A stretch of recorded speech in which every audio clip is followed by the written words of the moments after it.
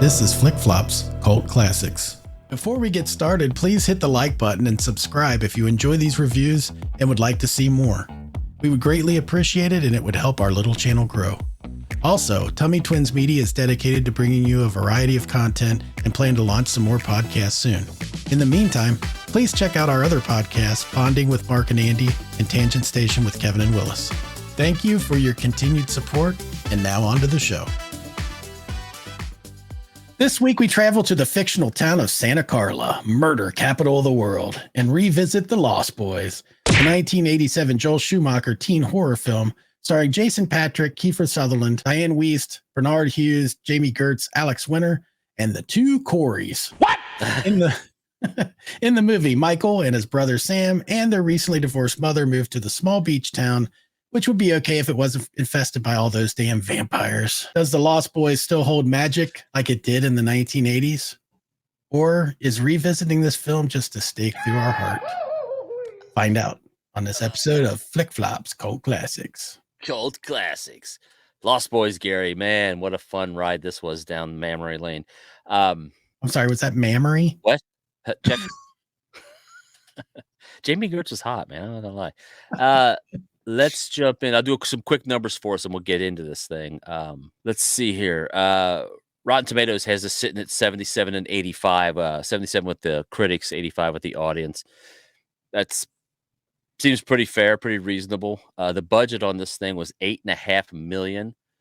Box office was $31.7 million back in the day. I don't have any. That's not adjusted or anything. That's the numbers from back then. For some reason, Gary, I'm looking at my notes, and I don't know if you have it. I did not write down the writer of this film. So I could talk about the director. If you could possibly Jeffrey look Boehm, I believe. Yeah, there we go. I have no idea why it's not in my notes. I think it's Jeffrey Boehm. Yeah. Okay, I'll go with that. I feel like an idiot because I don't have it in front of me, but I think so. I'm sorry. Hopefully he'll edit some of this down. Maybe you're not seeing this. Here, I'll just be like this. Jeffrey Boehm. And you put the writer's name and you just overdub it. There you go. Directed by the great Joel Schumacher. He's famous. We know Joel Schumacher for he was a staple of the 80s. Mm-hmm. He did stuff like Salem Was Fire, which was fantastic. Flatliners, Falling Down, The Client, Batman Forever, A Time to Kill, Batman and Robin, Nipplegate. Don't you dare.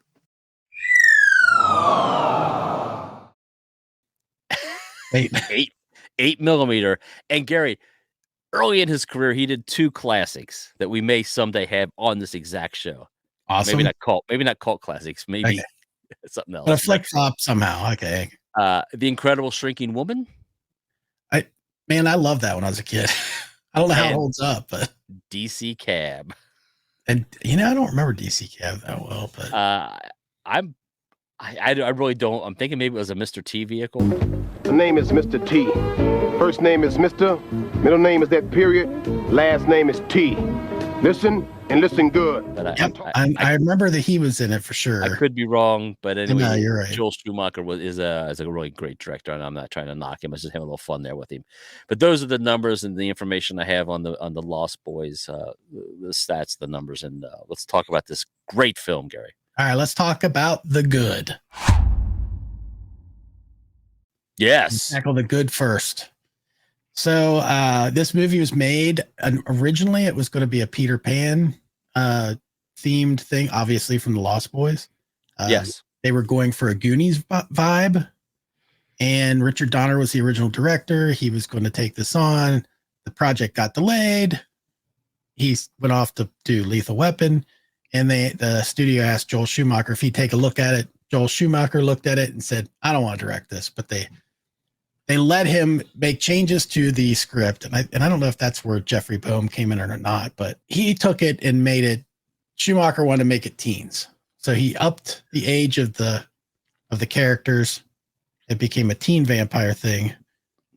And the good that comes out of that is that really started a whole trend of a lot of, that really hadn't been done yet. You've got trendy music and cool outfits and fashion that the vampires had, and it just really pushed that into a whole new thing. I don't think we have Buffy the Vampire Slayer, Twilight, any of that without this movie. That might be overstating, but I'm not That sure. might be more of the bad side of the ledger. We'll go over to that side later. The acting I thought was mostly good. There's a bad thing that I'll talk about when we get to the bad, but I thought the acting overall was pretty good. I thought, there's a lot of humor in the film, and I thought that's pulled off well. I thought the vampires looked pretty cool, back for the time. Yeah. Watching it again, maybe that's a different story, but I didn't realize how campy it was. I recognize now that I didn't recognize camp back in those days. Let me interrupt you for a second. How long had it been since you've seen the movie?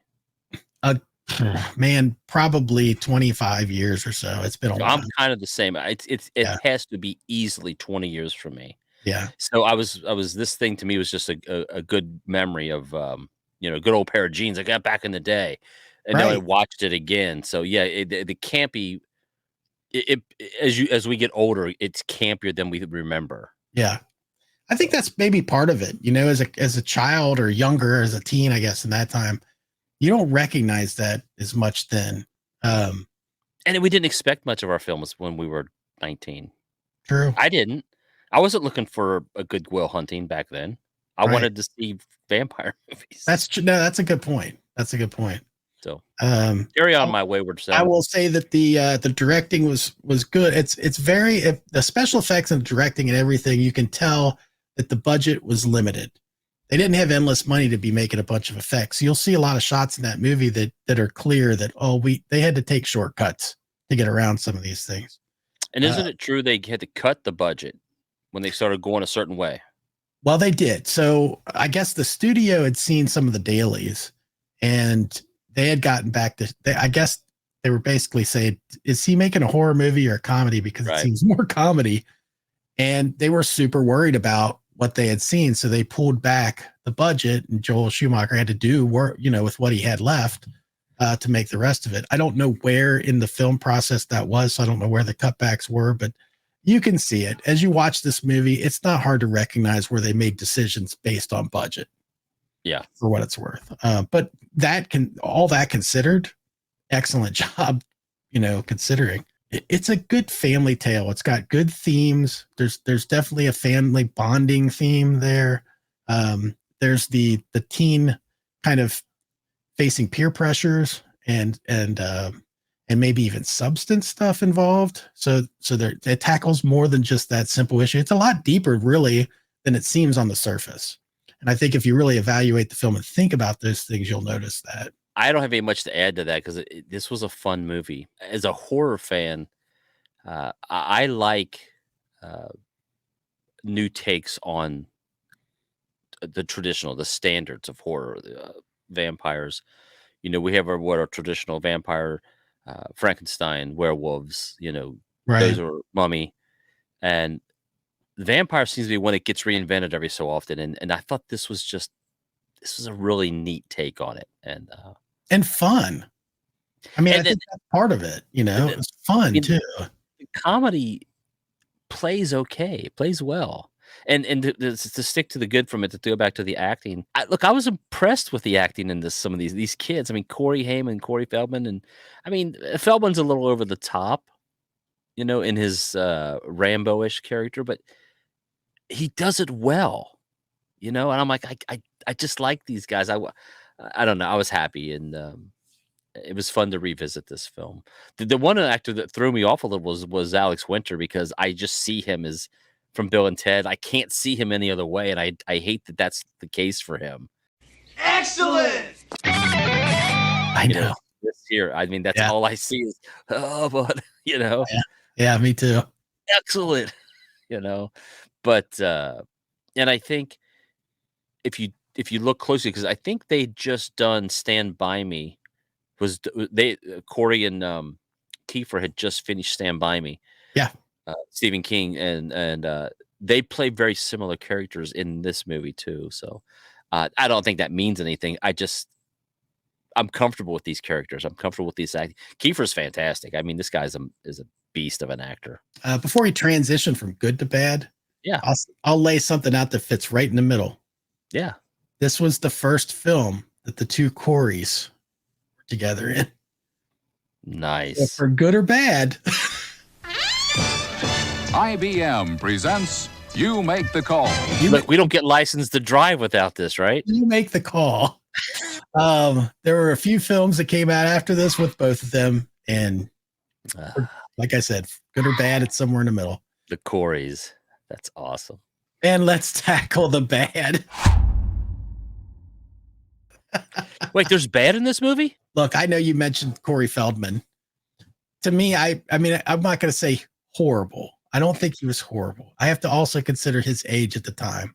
Yes. And I know that there was a lot of talk about trying to toughen him up to make him kind of come off that tough thing. I just didn't buy it. I don't think I bought it in 87. That's the one sticking point with and I think it's the affected voice. Yeah. Properly, try to push his voice down lower, try to sound tough. And I know that was directly from Joel Schumacher. But that was the one thing that kind of made me roll my eyes just a little, Sure. It didn't spoil the nostalgia of the movie. The other thing I will say is I think the storyline itself is a little thin in the aspect that the character development doesn't have time to truly develop. Yeah. It feels like the relationship between Jami Gertz's character, Star, right? And I think so, yeah. And Michael. That's rushed. There's some timing issues with that because of that. It seems like maybe there was and I think there was some scenes cut out of the movie that maybe could have made that make a little bit more sense. Yeah. But it just seemed like parts of that were kind of rushed, where if it had more of a sense of developing a little longer, even if it was just some trick of, passing time somehow and making it seem like it took a longer course of time. I think that would have helped the movie. And I think I would put that in the bad column. Yeah, it does seem like but the whole movie takes place in a couple of days. Yeah. Yeah. Like they move to town. He falls in love with hot chick, which easy, understood, been there, guilty. She gets a job, and then vampires take over. Right. Man, I remember moving when I've moved places. You moved as a kid, Gary. Is it that quick? Do you make friends? And not this kid. I don't know how that worked out, but I'd say that I put that in the bad column, but sure. But really, there's not a lot of bad, especially, somebody coming at this movie now and seeing it for the first time. I could see them having multiple problems with it, but you have to recognize the time period that it came out and recognize how groundbreaking it was for certain things, for certain aspects, especially vampire lore. It really pushed a lot of ideas forward, and you have to recognize it for that. So, that's pretty much all I have for any of that stuff. But was there anything we didn't tackle you want to talk about, or? Well, I mean, look, we can't talk about Lost Boys if we don't talk about the raw sex appeal of the guy over your left shoulder, the sax man. I was like, who? He's like, what? Yeah, Right there. Yeah, you see that guy? This guy. How cool was Sax Guy? I did look him up, Gary, because I was like, I thought he was a fake, and a guy really is a sax player. His name is Tim Capello, and he's in a band called Sax Appeal. Oh man, that would be the greatest thing ever. He's not. He is a real musician who toured and recorded with the likes of Ringo Starr and Tina Turner. So back in the day, this was his look, and from what I read, he was called in for one day, and he said, "This was my look. This was my touring look. The greased up body, and I, shaking it and playing the sax. That's what I did with Tina Turner for decades. I mean, I don't know what else you could do with a sax, or maybe I don't know. I don't see me doing those moves with a sax. But that whole scene wasn't needed. They could have just put a band up there. It didn't need to be this saxophone band leader. I don't know. Maybe he was cheap. I don't know. Technically, I guess that kind of falls in the bad column, by the way. Yeah, that was early in the film, and it was kind of like, really, would they all be rocking out to the sax player? Like, what's going on?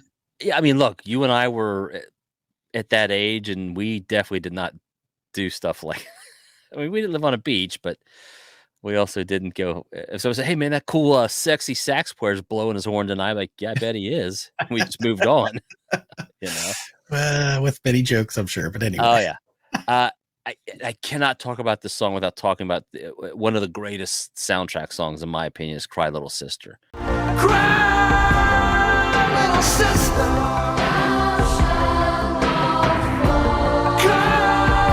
Come to your brother. Yeah. Oh yeah. I love the song. I loved it in that movie.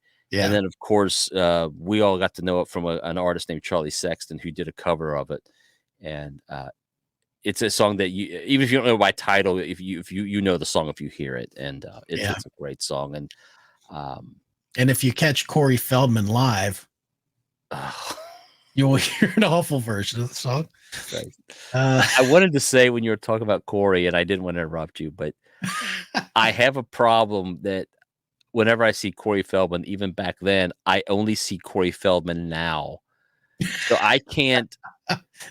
Maybe that's part of it. I can't take my Corey Feldman glasses off and enjoy the film because I see this guy who's like, Pardon me. You might say we've got Corey Feldman eyes. For Mrs. Olsen, you romanticize. You've got Corey Feldman eyes. We just can't not see. Gary, if I could get behind my kit fast enough, I'd have given you a rim shot for that one. Thank you. Well played, sir. That is a Citizen Kane of Corey Feldman jokes. Ah, thanks. It's been said. Like that. Yeah. I don't have anything else to add that's necessary at this point. So Nope. I guess really what we do to wrap up is this. Since it's a cult classic, of course, are we still, or do we say that we are members of the Lost Boys cult? Is the question. Andy? Gary, I'm gonna go with this. Still a member of the cult. Look, man, I loved this. I want to sit and watch this with my 18-year-old daughter and be like, look, this was, you want to know what the 80s were like, minus the vampires. I mean, the clothes. I've said, and I could probably, if I give you time, I could find a picture where I'm dressed way too much like Corey Haim at that time. So I would watch this again. If somebody said, hey, let's watch Lost Boys, I'm like, I'm in, because I'll watch this anytime. It's still a fun movie to me. And in comparison, I was never a Goonies guy, so I don't have that love. Like a lot of people love Goonies, I don't have that love for Goonies. I don't hate it. I just was like, it's okay. Lost Boys was more my speed. So yeah. Well, I will just let you know that